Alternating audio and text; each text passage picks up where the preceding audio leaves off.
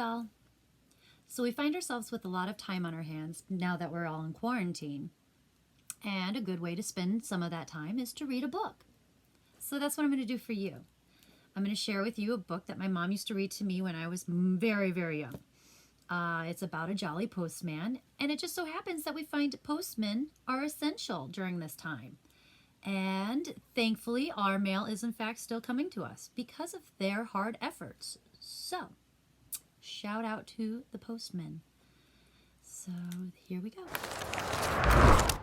The Jolly Postman and Other People's Letters. Once upon a bicycle, so they say, a jolly postman came one day from over the hills and far away with a letter for the 3 bears. Shall we see what it says? Dear Mr. and Mrs. Bear and Baby Bear, I am very sorry indeed that I came into your house and ate Baby Bear's porridge. Mommy says I am a bad girl. I hardly eat any porridge when she cooks it, she says. Daddy says he will mend the little chair. Love from Goldilocks. P.S. Baby Bear can come to my party if he likes. There will be 3 kinds of ice cream and a magician. So the bears read the letter except Baby Bear. The postman drank his tea, and what happened next, we'll very soon see. Off went the postman, toodaloo, in his uniform of postal blue, to a gingerbread cottage, a garage too, with a letter for the Wicked Witch.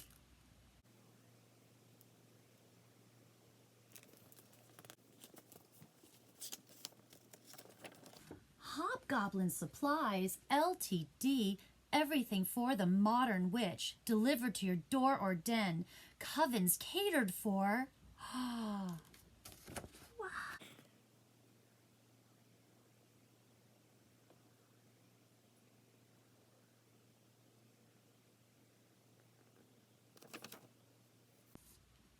Frog powder, just add water. Money back if not completely satisfied. So the witch read the letter with a cackle of glee, while the postman read the paper, but left his tea. It was green. Soon the jolly postman, we hear tell, stopped at a door with a giant bell and a giant bottle of milk as well, with a postcard for, guess who?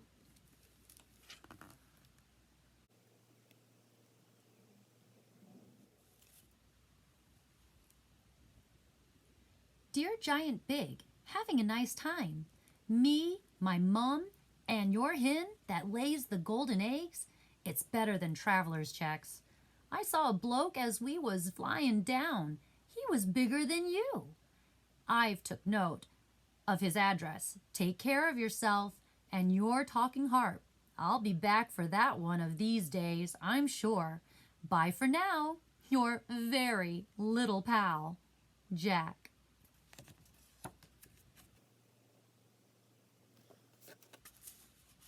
So the giant read the postcard with baby on his knee, and the postman wet his whistle with a thimbleful of tea. Once more on his bicycle, the postman rode to a beautiful palace, so we've been told, where nightingales sang, and a sign said, sold? With a letter for Cinderella. There's a surprise.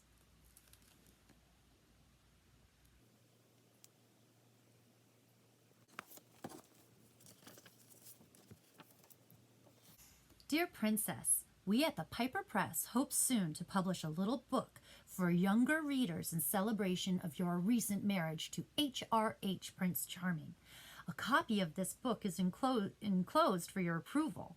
We trust this somewhat shortened version of your Highness's most marvelous tale will not displease you. We also trust that you will be comfortable in your new home and live happily ever after. Your humble servant and loyal subject to be, Peter Piper, Managing Director. The Peter Piper Press, Peck Place, Pickleton.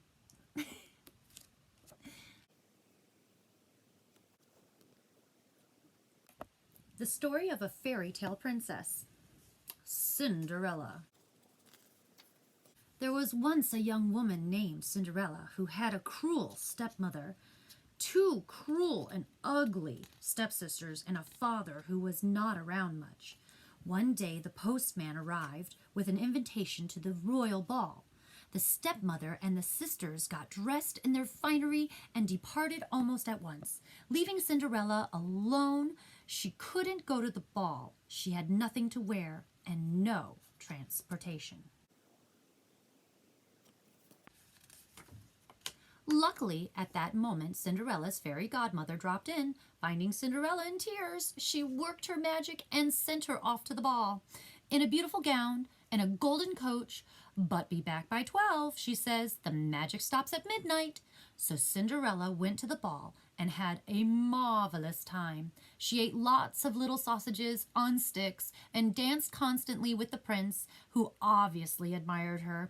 Then, just when the things were going well, the clock struck 12 and Cinderella had to run for it. The prince was inconsolable until, that is, he found one of Cinderella's glass slippers, which cheered him up. The next day he went looking for a young woman whose foot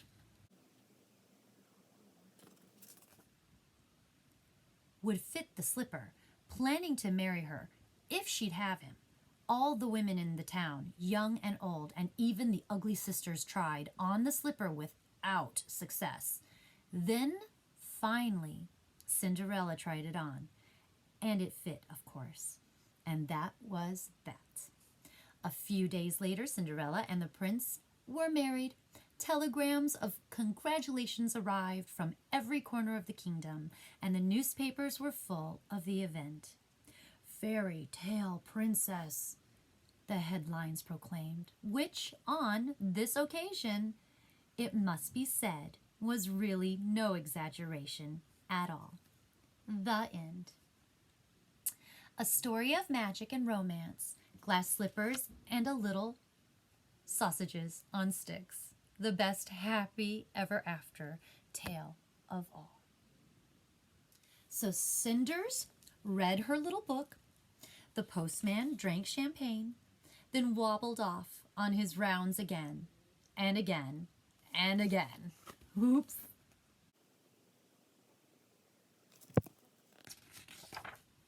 Later on, the postman, feeling hot, came upon a grandma in a shady spot.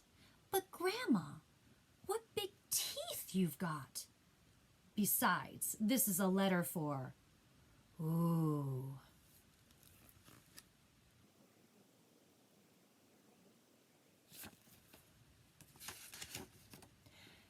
Meeny, Miny, Mo and Company, attorneys at law. Alley Building, Tow Lane, telephone 12345. Dear Mr. Wolf, we are writing to you on behalf of our client, Miss Riding Hood, concerning her grandma. Miss Hood tells us that you are presently occupying her grandma's cottage and wearing her grandma's clothes without this lady's permission.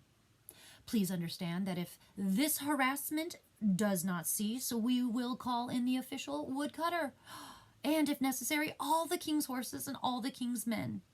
On a separate matter, we must inform you that the Three Little Pigs, Ltd., are now firmly resolved to sue for damages.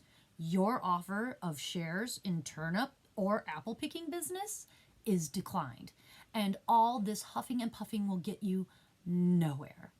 Yours sincerely, Harold Meany. Ooh, I wouldn't want that letter.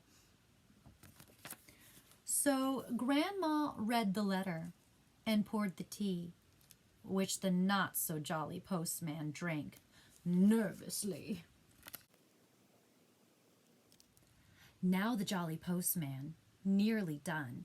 So is the story. Came to a house where a party had begun. On the step was a bear with a bun, but the letter was for Goldilocks.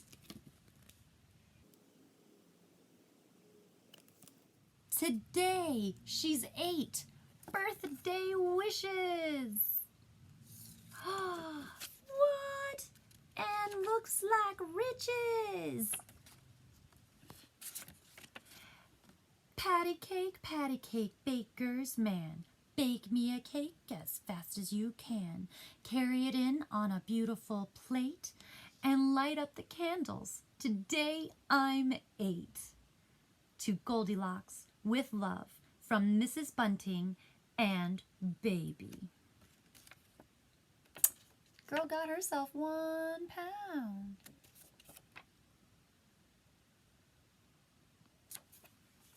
So Goldilocks put the money in the pocket of her dress, asked the postman to her party, and of course his answer was yes. Once upon a bicycle, so they say, a jolly postman came one day from over the hills and far away, and went home in the evening for tea.